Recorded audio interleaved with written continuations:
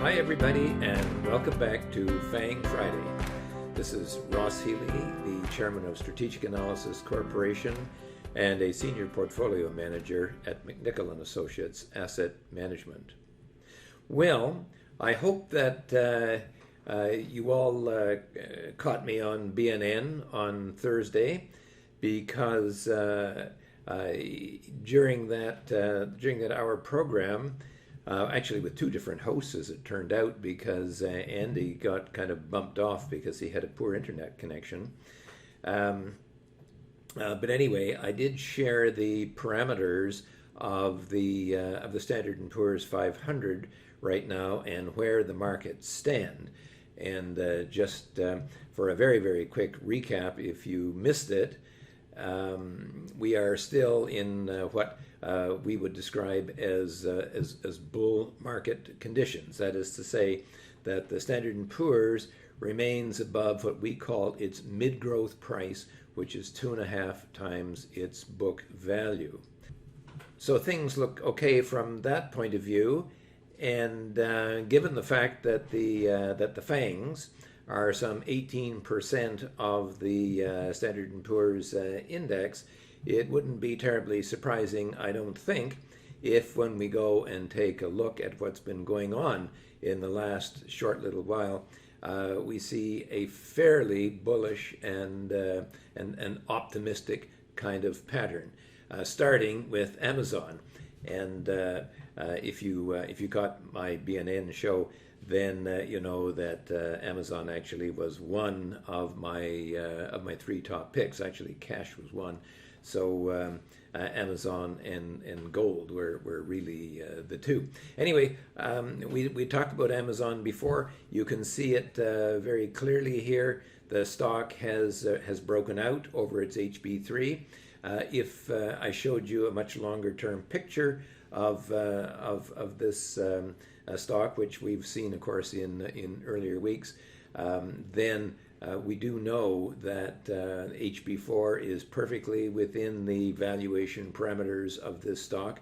And in fact, the stock actually had been even one breakpoint higher than that going back. And going back, by the way, in the not too distant past. So a nice breakout here. Looks like a potential move to 2,900, and then we'll review this stock again. But that's nice to see. Alphabet, well, it kind of struggled here around the super growth price, but which is 3.5 times book value. However, after a certain amount of dithering, but nothing really too bad from a breakdown point of view. That didn't really happen. I think we had just one bad day is all. And the stock has found its footing and appears to be climbing back towards its LSG price, which is 4.5 times book value. The only thing about Alphabet that would concern me at all is the fact that, look at the fair market value. It's steadily sliding downwards, and that's because Alphabet is one of the two of the FANG stocks that is heavily dependent on advertising for its revenues, and they, of course, with the COVID-19 recession, they are falling. The other stock is Facebook, and again, you can see the fairly, I wouldn't say sharp fall off, but certainly a considerable fall off in advertising revenues is being forecast by the analyst, and that probably explains why that Facebook has had some trouble kind of breaking out over the low super growth price here. It sort of struggled, actually had one nasty fallback, but has since pounded back on side, and today is up again.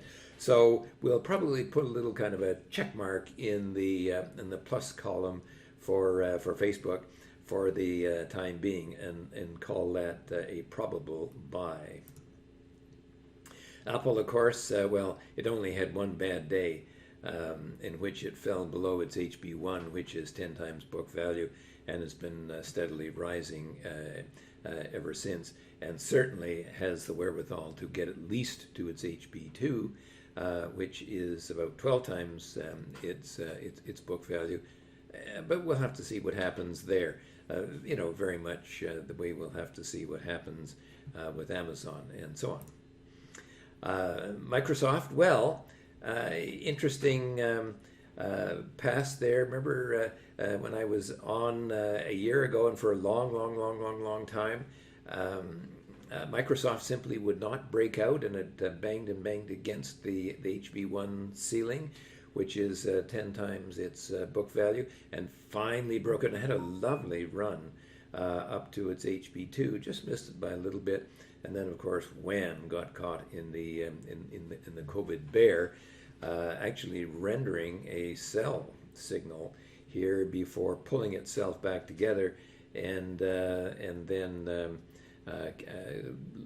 apparently carrying on. And of course the earnings forecast for this company continue to rise as well. So another one in the plus column, NVIDIA. What have we got? This is the sixth of 7 of the FANG stocks. That took its time getting through its HB2 price, which is 12 times book. And it kind of struggled a bit, but it has broken out. It broke out and pulled back, which, by the way, is a very typical, for those of you who do technical analysis, breakout pullbacks are very, very common.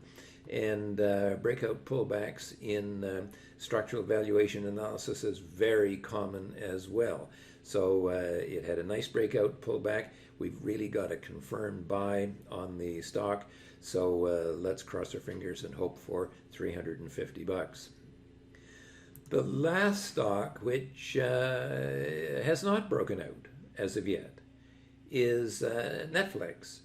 And it has been struggling at its HB4 price, which is an NV ratio, a price to book of about 20 times. And it's just kind of struggling here. The other day, actually, we were watching this thing after the market closed, and the stock, when it reported its earnings, actually shot as high as $470, but very quickly retreated, and by the time the stock had opened up the next morning, it actually had opened down underneath the HB4 price. So still no confirmed breakout. Remember last week too that I had compared the action of Netflix with Disney, and Disney is very much in the same condition. It's been struggling to try to break out, but its earnings forecasts and its fair market value has been actually falling at a fair rate of speed. So Disney is having some significant problems trying to break out above its growth price, which is 2 times book value. Anyway, that's the overview of the FANGs for this week. I mean, what can we say? The market is holding on the plus side, and of all of the FANG stocks, 6 of the 7 are definitely saying we'd like to go higher. So we'll wait and see, but everything looks pretty positive for now. Anyway, this is Ross Healy for Strategic Analysis Corporation and a senior portfolio manager at McNichol and Associates, reminding you that nothing, including investing, is difficult if you have the right tools, as I hope that you have seen today. Have a good week. See you next Friday.